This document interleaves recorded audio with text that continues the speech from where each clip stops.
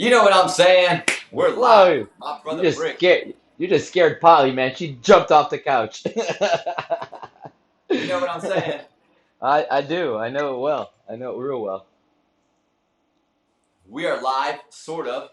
My brother Brik is in his place. I'm in my space, and let's catch up on your weekend. Wow, man. Powerful weekend. So real blessed to be able to um, participate in the National Ninja League 2022 finals. And I was able to do that because my daughter qualified for finals for Worlds, and it was quite a process to get there. We were actually there last year. We kind of jumped into, when I say we, I mean I'm coaching. She's my daughter. It's a package deal. Um, Oh, I know. what's that? I said, oh, I know. You know well, yeah, 100%. Um, I lost your video. I lost your visual. I don't know if it It's did all something on good. It's that. still recording, so it's all good. All right, cool. We're learning here. We're learning on the fly. So like I was saying, last year we were able to make it to the finals. We went out to a regional qualifier on a whim. She qualified for the regionals, and we're like, all right, well, you qualified regionals. I was in South Carolina. Amazing, beautiful gym called Motive. They do incredible work up there. Um, Motive School of Movement, I believe, is what it is. And then she qualified there, coming in seventh, top 35% go through. Seven seems to be her number right now. And then off to Worlds we went on a complete blind, and we got out there, and she was seven at the time, and the obstacles were pretty intense. Really, really lot of the shaying, and a lot of some of the stuff was really high up, especially for someone that is her height, and that was quite the learning curve last year. Got that in, and then she decided that well, she failed on the third obstacle really really quick, crashed out, kind of a crash and burn, and then we spent the days. She participated in skills comp, and then we spent the day kind of absorbing and seeing what that was all about. And then after it all, I said, look, I asked her before we left. I go, is this something you want to pursue? Do you want to continue training? And she said, yeah, I want to come back next year and do better. And I said, okay. And we looked at each other, shook hands, because teaching her how to doing that's really important. Look at someone in the eye, shake their hands, firm grip. It's important. And I mean, not rabbit trailing, but I've also been using that with all my kids. Actually, all the kids I coach. It's important. I want them to learn how important it is to look at someone in the eye, shake their hand, and acknowledge them. So I've been teaching her with that. So yeah, Nice. I've been teaching her that, and then this year we went back. We went back. She trained all throughout the year. Started training at a ninja specific gym, plus the stuff that we were doing at our home base, and plus the stuff we do in life, and the way we travel, and the way we do things. And it's been a full on season. So she got I think seven official NNL comps under her belt, plus another three or four, plus some other obstacle course stuff that we kept throwing her in, and came back this year feeling really confident that she would do certainly better. And then with the understanding and the belief, from my perspective, that she had the chance to take it. There's no question that she had the opportunity. And seeing it play out, I still believe that. I think she had a really good opportunity. Um, and she had some technical complications and some learning curves and some, dents and chinks in the armor, as we like to call it, right? And Yeah, my favorite part is how it played out last year, and her immediately wanting to get back on the horse, and then how it plays out this year. I'm assuming we're already planning training for tomorrow, right? 100%. I had this. It's funny because I guess this would be a yearly thing. We didn't do it at the gym this time. We actually had landed in the airport, and we stopped to get a Starbucks treat for everybody. I don't know if I'm plugging in. Let's say coffee treat. Um, And I looked at her, I go, hey, this is, we went over this. I went over once again. I was showing her actually the text that I sent in the group chat to the family and letting, everyone know it's like, look, you came in seventh overall in skills out of 104 girls. You came in 12th in strongest ninja, which is a combination of course run and skills, and you came in 23rd overall in the course. And right now in the world rankings, and that's all out of 104. And now the world rankings, she's ranking 31. And I don't know what the number is on there. And Crazy. it's really cool. And we went over this, and I was showing her that, and I'm like, all right, so what's the deal? Do we want to continue? And she looked at me in the eye. She goes, absolutely, until I'm in the next level. And I'm like, what do you mean the next level? And I'm like, so the next level. And I'm like, what are you talking about? And she's like, well, when I'm not here anymore. And I'm like, oh, you're talking about when you cross over. And I was like, so basically you're telling me you want to compete and do this for your whole life. And she's like, yeah. And I'm like, all right, cool. Shook So hands again, powerful. fist bump, and yeah, man, we're moving on. And that next level of training will be, to level things up. And she's already pointing out her own where she feels her weaknesses are, and grip and lachey being one of them. Not that she's weak on the lachey, but she's at the point where she wants to link and be more fluid, Yeah. and tying that into her grip strength too. We talked about that. I think it was a moment of slipping, and then I think what we were looking at about talking about more was understanding of what the learning curve is with all of this, right? Whereas I'm looking at a gym where her age group, which is 6 to 8, has 104 girls and 167 boys, whatever the math is at that point. We're looking at plus 250 in that age group. And the other age groups, especially the next two age groups, had even more kids, more boys, more girls. It was even more competitive. I mean, there's some 13-year-old girls that, if you look at them from the back, they look like they're defined athletes. Like, and I was you turn around and you're like, oh my God, that girl's like 12. But their bodies are already there. Their strength, same thing with the boys. Some of the boys are real movers. And then that moved all the way up into the teens, into the adults, elite, and also masters, which is for, I guess, those that are over, I believe it's 40. And That's so you see the, go ahead. that would be us. That would be 100% us. Yeah, that would be us in that category, unless we decided to throw our hats into the lead.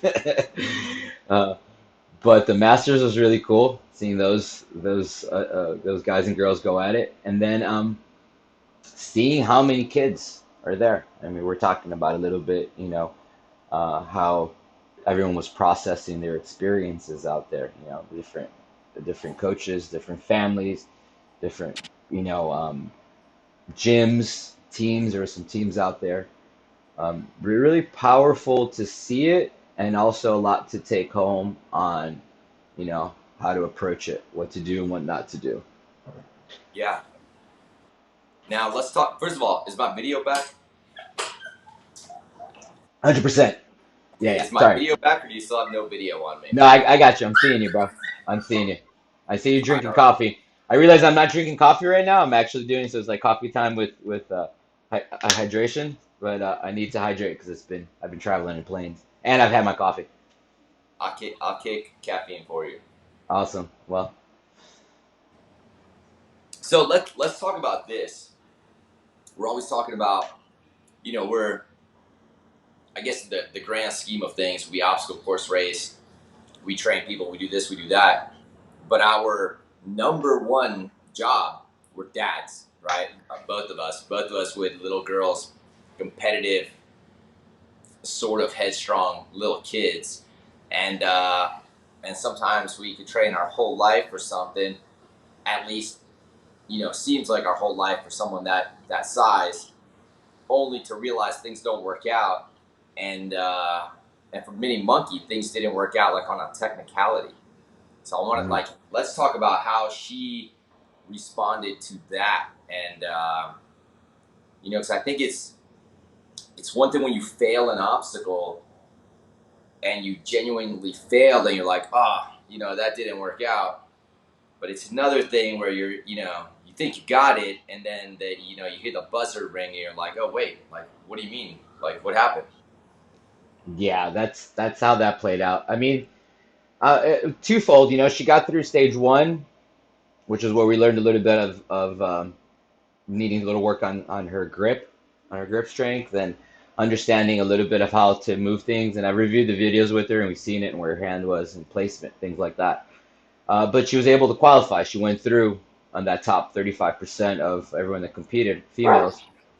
And then next stage is stage two, and that's where there was a major learning curve, you know, because we talk about our girls and we talk about little kids, and you know, at this point, I know you still see Mila like she's 8, but your girls is, you know, anybody else sees her, they're gonna see a young adult, you know, and she carries herself, and she is, for all intents and purposes. But I know as fathers, I'm always gonna see my daughter as that 8, 9 year old little kid, especially right now. I see this as like a special core memory for myself, and I'm sure that's the same way with you because that's when you were racing. Probably the bit racing began with your kid, right? It was around Right. that age, around 8, 9 when things started really taking off. And I think there's something to be said about that 8 to 9 mindset too, or that age, right? Because that's when they're beginning to able, rather they're really able to begin to process things differently. You know, to be able to see things in a longer context, not just, you know, like my 4 year old's like me want now. It's like very, it's primal. It's caveman. Ugh, I want ice cream. I want candy. You know, I want, you know, whatever it is. But with our kids now, they're beginning to plan, right? And our kids even particularly because part of this is planning. You know, you're hitting the course, you're looking at the rules video, whether it's a Spartan race, you're looking at a course map, or whether it's a game plan, whether it's basketball or soccer or volleyball, whatever the sport is, you're going into it with the game plan. And you know, we looked at the game plan and we had a good game plan, and things were going well. But there's you know, the technicality, and it's the learning curve in this one was her um, ability to pay attention to the details, right? When you're getting those course instructions. And that's tough for adults at times. You see people, especially those of you that do suffer with that ADD or whatever that you want to call it, however you want to hunter gatherer perspective, whatever it is. But if you check out for a second and miss out on a detail, I guess this applies to life, which is what all of this is for me, and it's the same way for you, especially now with you looking at where your child is at and how she's developing life with the skills and tools that you gave her, right? You know, you see her completely moving into a different level with the same understanding of how do I process this? How do I acknowledge this flow? And the giveaway was really being able to pay attention. It's the details because she failed on a technicality by reaching over to grab an obstacle, and the judge said it like a good 15 times. Only the blue is in play, which the obstacles were really well laid out this year. Everything was, you know, very color coded. Like the obstacles themselves, they were with blue and black. So whatever was black was not in play. Whatever was in blue was in play. And he said it numerous times, and she leaned over and grabbed the black bar and grabbed it at a point where she was moving through the course really fluidly. And getting to what your point was, which was the mindset, was exactly that. You know, having not her fail on an obstacle, like slip, fell, grip gave out, okay, I knew what I need to work on. It was having it feel like, all right, you got to stop. You can't move right now. You're off. And it, like, you can see the moment of confusion in her face. And processing that was really powerful for her. You know, it's the first time I've actually seen her get real emotional in all these times, because most of the time she has a great attitude about taking this as a sport, taking it as a learning experience. But this time she felt like she had it in her, and it was like, oh, stop, pulled off the course. And the lesson was, you know, paying attention to those details, really listening to the judges more intently, more with more focus, you know? Yeah. Giving it that focus, 100%. And you can imagine how hard it is, especially when you're there in the crowd, to have that focus. But but that's another obstacle, right? Another thing that we have to learn. Oh, absolutely. All around. I think, you know, getting in the zone makes that a little bit easier, and I think now she will understand that the zone starts sooner, maybe even. And this applies to everybody and everybody in life. It's like how often are we missing out aspects of life because we're missing the details because we're caught up in the chatter of our own mind, right? Absolutely. So I think a lot of times coaching these kids are like this microcosms of the macro, right? Because they're learning these life skills, and ultimately their micro little worlds will eventually be part of the macro and influence the world. At some point, my kid's going to be 35, 40-year-old woman that's going to be making decisions and contributing to the welfare of her family and her community and ultimately the world. And I think, from my perspective, the most important thing has been to really influence these kids in that way, starting with my own two kids and learning, because there's no instruction manual.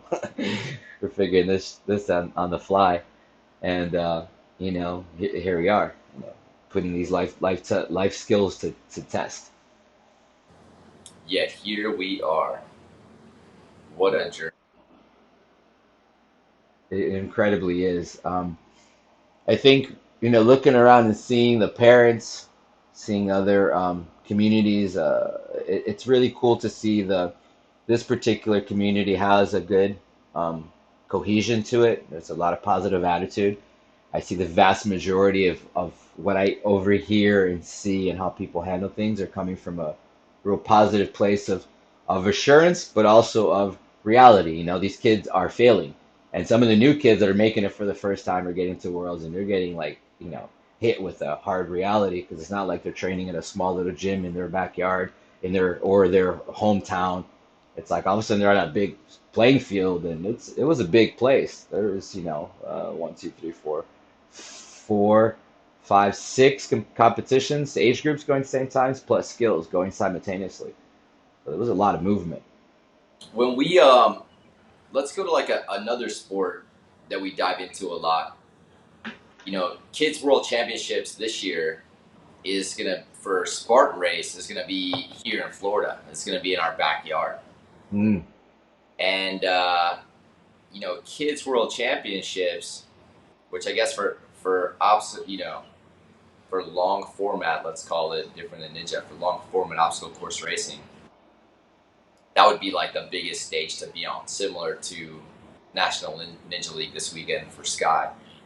How big is the sport ninja wise compared to for kids specifically compared to like Spartan races effort at Spartan kids? I'm gonna have to say from the little bit that I'm seeing right now and what I've experienced over the last let's say 3 years pre-pandemic. I caught a little taste of what that was like, and it seemed at a higher level, not a higher level, but more encompassing, a bigger production. What we experienced this weekend was a big production. It was really big. I mean, there was, like I said, I should look into those numbers to see what they're ultimately. It'd be good to know what those exact numbers are. But like I said, each group, and there's five of them, there's a couple hundred. We're talking about 1,000 competitors, all simultaneously, all working together. Part of a league with real-time scores being put up, like real time. Like as soon as that kid was off the course, you'd go to this leaderboard, and that kid was entered right there, and you see where he was and where he was going and how it was going, and simultaneously with everything going on. So, I mean, Spartan has the potential of this. What's the location in Florida? Do we have a location yet? Yeah, it's Lake Placid, Oh, really? Cool. the That's a Central cool. Florida That's a good course. Trifecta weekend. Is gonna host Spartan Kids World Championships. So, I mean, and that's going to be when? On September? December 10th. Oh, so it's towards the end of the year. Okay, it Yeah. makes sense that it'd be in Florida. I mean, look, between now and then, there's a potential of having the sport grow. Like what I experienced from last year to this year is, I would say, a 30 to 40% growth in that National Ninja League market. I Which know is that, wild.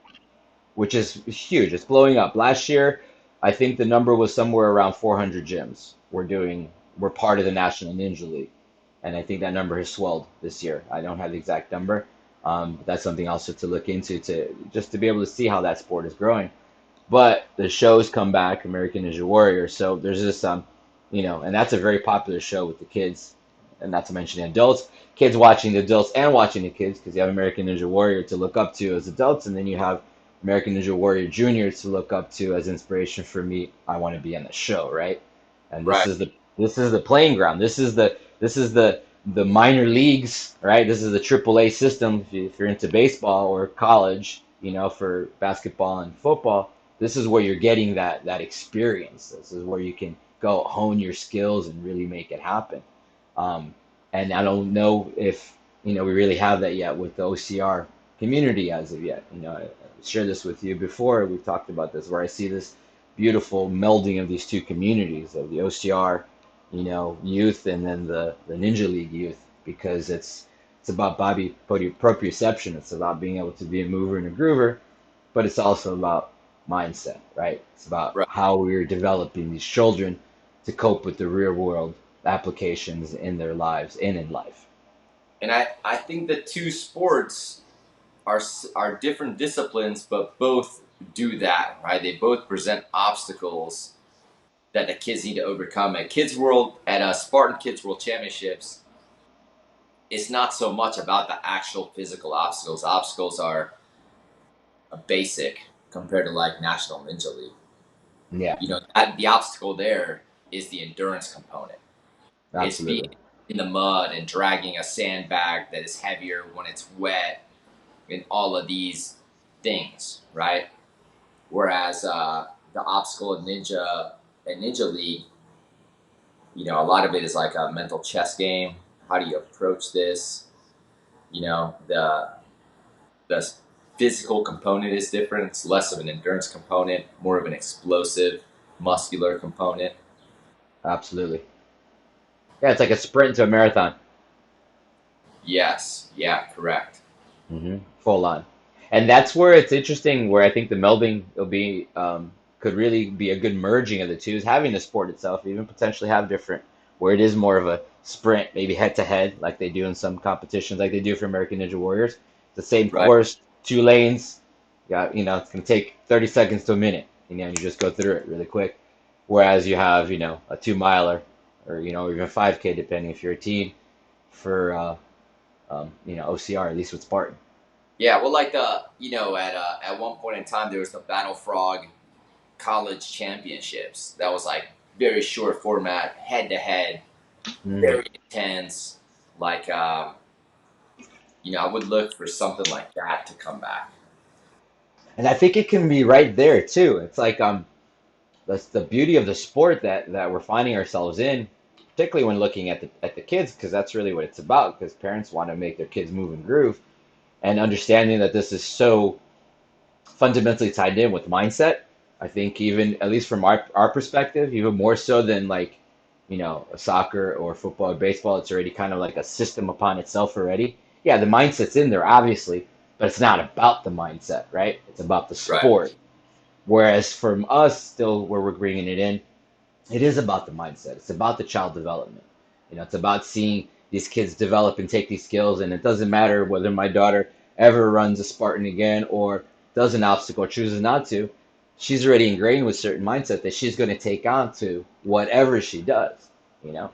And I think that's really fundamental for our sport, however it plays itself out or however it develops and evolves. And I think we're right on the we have the potential of where we're at to really influence this development, even by developing athletes to be ready for this, in the very least, let alone, further involving ourselves in development of these sports. Yeah. Yeah. It's in its own way. They're both just creating that warrior mindset that we're always talking about. And that travel transfers over to the adults once again, It's just for working with the kids, it's so much easier because the program is brand new. You know, you only have a bad habit that's been in, but she's 8. That habit, if she has a bad habit, it can't be more than 8 years old in it, right? Let alone some of our bad habits that are 28 years old, 38 years Or old. 38 years old. Yeah, yeah. Yeah, Or 38, 100%. it's like so much harder to reprogram because it's part of who we are. It's become our identity.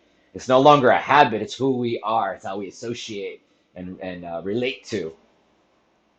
So in the idea of creating a warrior mindset, my man's been traveling all weekend. Doing, being there, being top dad for his kids, going around the country at National Ninja League, and he's on 75 hard. Oh, So so how close. how is that going? It's been exhausting. It's been tiring to have it work, but it's also I'm on day 28. It's like a day 28 of phase two. I'm 2 more days where I can take the foot off the accelerator, at least as far as how things need to flow. Be a little bit more forgiving in some aspects. But it's been good. Been getting a lot of just simple workouts in, just busting things out, push-ups, crunches, real calisthenic stuff. I had a Yeah, couple breaks there.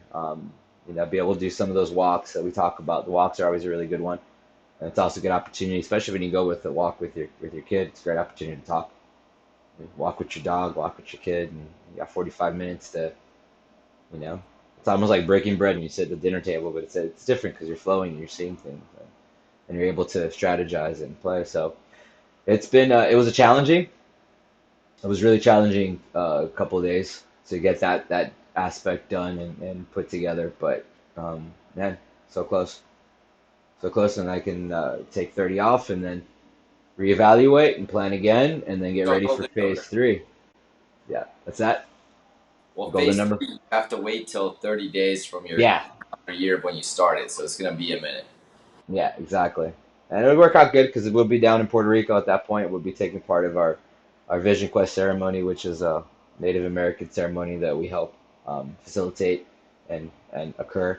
That in itself is all about mindset, physical, and then adding the certain dynamic of spiritual or however ethereal, however you want to even take. For me, it's spiritual, and not that's not dogmatic. It's just understanding of spending time with yourself for 4 days is by yourself is spiritual, you know, having to really go down that road. Yeah, I mean, look, and it's a spiritual thing when we put ourselves in a stimulus to get into like those dark corners of our minds, let alone being out there alone for you're out there for 4 days. It's 4 days, yeah, yeah, 4 days, and you abstain from food and water, which is the most challenging part about it. And the idea is that you put yourself in a place where you're able to really have to deal with yourself. That mind chatter, however it is, and you can't leave your small little area, about 12 by 12 area. You're out in the woods. You have a hammock. Vow of silence. No book, no phones, nothing to write, nothing to distract yourself. You really just got to deal and be present Be around. present. Really see it. And it's an amazing experience. You start noticing things that all of a sudden you're looking around, you're like, wow, there's a whole ecosystem of life right here. There's ants and caterpillars and the butterflies, and out there there's hummingbirds, and there's a big jungle canopy over you, and there's a lot of life that we overlook. And then you start realizing how we're moving. We don't stop to really see the next level of perception, right? Yeah, It's like when you're running a race and it's like you're so focused, a Spartan race particularly, you're out in the forest and you're running and you're all kind of like into your body and your thoughts, and obviously you look around and you're like, whoa, this is beautiful. Like, oh, there's a bird. Oh my God, look at the trees. And all of a sudden you hear the crunching under your feet, right? And that's the funnest part of like when we run the open wave with everybody is that you do yeah, get like absorb all those things and you get to stop when you get to like a cool overlook, and really take it in and be like, whoa, like look at where we're at right now. yeah, And look at how we got here.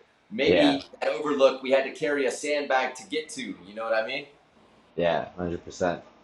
Or Powerful. sometimes a person. Or a person, or a Yeah, person, yeah, yeah, we've had to do that. Definitely. or a You person. I know, tell you what, we're talking about creating a warrior mindset. Our brother Joe hit me up today, and you might have seen this post. And my man Joe Wolfman, he's in a wheelchair for you guys that are listening or that are watching, and he hits me up, and he's like, my brother, I'm coming down to race Spartan race with you guys. Mind you, he's in a wheelchair, and Yeah, he goes, he suffers from muscular dystrophy, so it's the yeah, he goes, I need to borrow two weighted vests, one for him and one for Scrappy, because the obstacles he can do, the overhead stuff, he wants to challenge himself more. So a lot of times we have a hard time stepping up to that start line. You know, you and I, we hear every excuse. You know what I'm saying? We hear every excuse. I'm not in good enough shape. I haven't been working out. I'm too old. I'm too overweight. Whatever it is, my I'm man has injured. put down a wheelchair and then asked for a weighted vest to make the overhead obstacles more difficult. Wow. That's a dude with a warrior mindset. We already know this about him. I'm just painting a picture Yeah, for you. absolutely. Absolutely. And you know, he does a lot of other he does jujitsu Yeah, as well, you know, and like I said, he's seven, I'm not sure what his age is, I mean, around 17 or 18, and he has muscular dystrophy. And so the movement is limited on the legs, and he has decent amount of movement on the upper body. And what with the movement that he has and the strengthening that he's done, he's achieved even more movement, more ability than he would have if he hadn't been in that position. You know, and that's the kind of stuff that is once again that mindset. And once again to share with people, it's like, you know, they're part of the group called Climb for Life, Jewish organization here down, I believe, in South Florida that works with handicapped Jewish kids of all handicaps, really. And yeah. they've taken it out to conquer a 5K Spartan course, and that's just mindset. I mean, one of the kids is blind, you know. They have like the whole gamut of disabilities. I don't want to use that word, of situations, of things. Just give it a thing, like Alan Watts. It's just a thing, right? It's a thing. The thing is that one can't see. The thing is the other one can't move his arm. The thing is that, you know, when we're out there and all of a sudden the wounded veterans come through and some of these guys have no arms or one arm or no legs, and they're being carried and they're going through it and they have their things, not to mention the mental, and they're going through it together as a team, as a family, because they know what the power is of being able to keep that movement, of being able to not sit back and just let life happen. I'm going to happen in life, right? I mean, and talking about our climb for life people, you know, we have this race coming up. Was it April 24th this Sunday, I believe? For them, yeah, it's 23rd and 24th. It's a sprint weekend, West Palm You know Beach. what I'm saying? So we're going to be running with these kids at this Spartan race April 24th on Sunday. That's why I needed that extra weighted vest. I'm going to harass somebody to get it for sure. But here's what's up, beautiful people. As we're doing this, what people don't realize is we need all the help we can get. You know what I'm saying? Because we're out there, and Joe's not the only person in a wheelchair that's going to get through this course. We have 14 kids running with us, so we need all the help we can get. So I'll do this. I'll throw this out there right now. If you were thinking about going to this race, Spartan Palm Beaches, April 24th, on Sunday, if you commit to running with our kids for real, hit me up. I will give you a registration to that race. I'll put my money where my mouth is right now. You know what I'm saying? So, Wow, first person to powerful. hit us up about this, I will register you so you can run with us and really see, you know, that all of our limitations, really, all of our boundaries are just in between the ears. You know what I'm saying? And we can really frame that up and really understand all the things we take for granted when we see the potential of somebody that doesn't have those things. Oh man, it's 100%. I mean, I think bringing it full back to, you know, full circle back to the beginning of our conversation about the mindset and the kids and, you know, what we're doing with this competition that we just came from and how much it was about the mindset. Um, it just gives us an opportunity here to full on work with these kids with these young minds to help them develop and become stronger. like what that experience that my daughter had when we went with them last time in Central Florida, and we're about to start the race, and and we're fortunate that we were able to give our kids pretty stable lives, and kids run the whole gamut, from the disabilities to parents that can't manage for their own drama, their own, not dramas, but their own situations, their own things in life, right? From the whole aspect of finances to drugs and alcohol and everything, to being completely affluent and giving their kids everything and having them not understand that there's kids that go without. We work with a lot of kids that come from good families, that are families are affluent, and these kids have no idea what it is to go to sleep hungry, No to go idea. to sleep on a floor as opposed to a bedroom, to not know where your dad is, like maybe for a day, but maybe ever, not even knowing who your dad is, right? There's that. That's the whole aspect. So when we got out that opportunity to run out with them last time, and I came up with my daughter, and she was able to run with us, which was a really great experience. It's the first time she had been on the 5K course, and I told her, I said, look, this is when I talk to you, when I'm telling you how blessed and fortunate you are that you have these things. This is the aspect I'm talking about. These kids are special. They have a special mind, they have a special understanding, and they're having to deal with special conditions in their life, right? That you don't have to, that you can run. You can climb right now. You can climb that rafter right there and get across those bars and not have to think about it twice, right? I go, that's not the case for them. They have to think about it differently. So, I want you to understand this when I say that you're blessed, that you can do these things, so that when I come down on you for you saying I can or I don't want to, or you're taking something that you don't understand is so valuable because you don't see it because you don't know yet. This is the kind of stuff I'm talking about.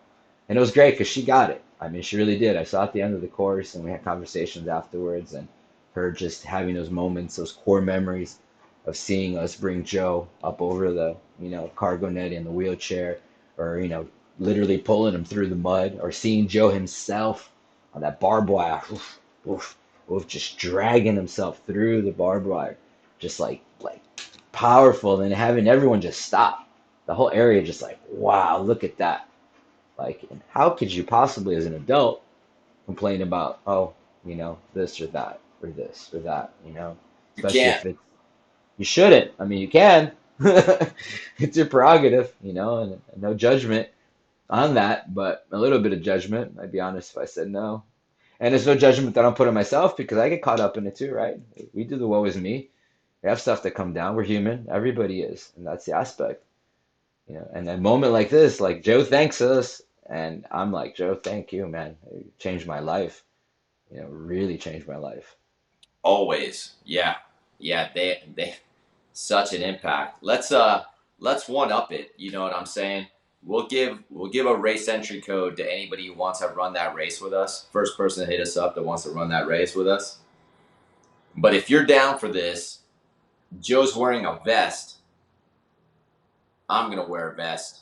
I totally was there already. And it's Yes. funny too. To my wife's like when she saw the text, the post come in about the vest, and she's like, says the vest, and I'm like, oh yeah, vest, and she's like, you're gonna wear a vest, aren't you? I'm like, yeah.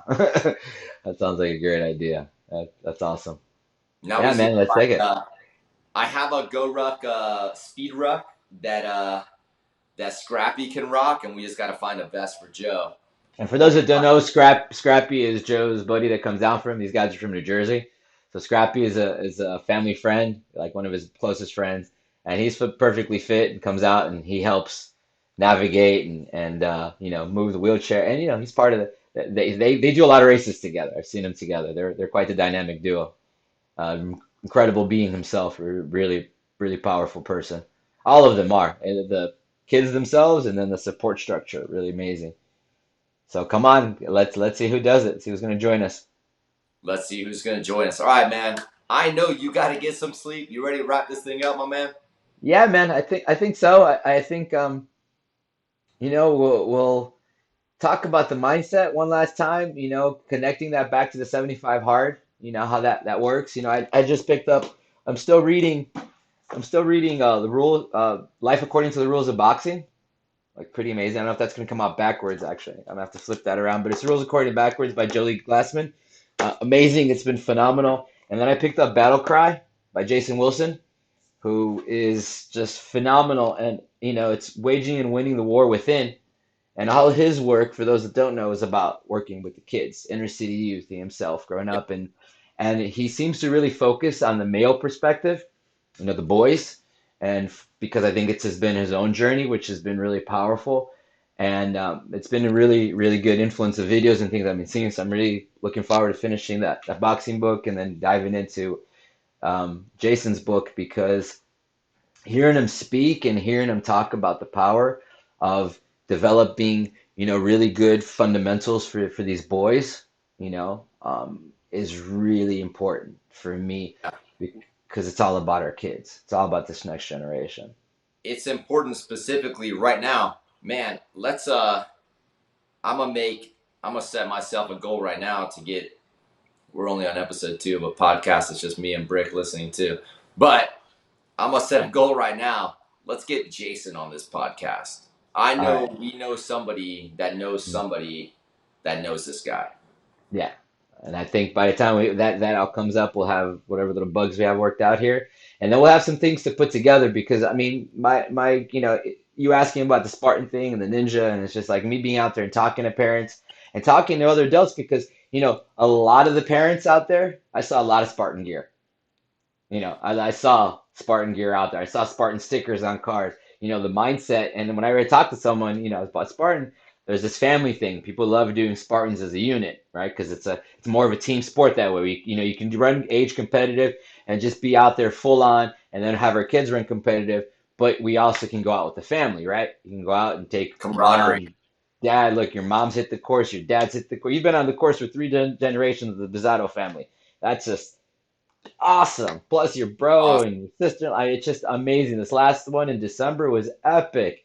I mean, it was epic having all of that. And that's what's cool about the culture, right? So I want to see that also evolve with the ninja and this competitive aspect and have this ultimately, one day become like this cool Olympic sport that it can be. To give it the credibility to make people want to be able to invest more in it. Not because it can survive as is and it'll do well. But the more people that are having this mindset and the more we keep the mindset in the sport, and I lose sight of that it's about developing this warrior mindset with these kids. Spartan, warrior, ninja, warrior. It's like, it's already there. The kids see it and they're drawn to it subliminally, not understanding why, and I'm like, because you're going to be a superhero, right? You know, don't be a video game pretending to be a superhero. Don't be an Oh, avatar that you created, make that who you are, It's like, man, that avatar can jump over a building, but can you at 10, 11, 12 years old, can you give me 5 pull-ups right now? Straight pull-ups. It's going to be like 70%. I'm going to dare guess 60% of 10, 11-year-olds can't give me 3 pull-ups, let alone five, right? 100%. And we're seeing that in our experience, and we're seeing that, and that's detrimental to them because they're all caught up in this alternate reality that is not allowing their minds to develop with the reality of being able to run out and a rail and see and a trail and see the ants and see the birds and have that experience and know that at that wall coming up, I'm going to be able to tackle it. Know that I got 3 more miles to go. Know I can do it and finish good, right? That's what I want to see for thousands upon thousands of kids. We are the anti-verse instead of the multiverse. The anti-vert, 100%.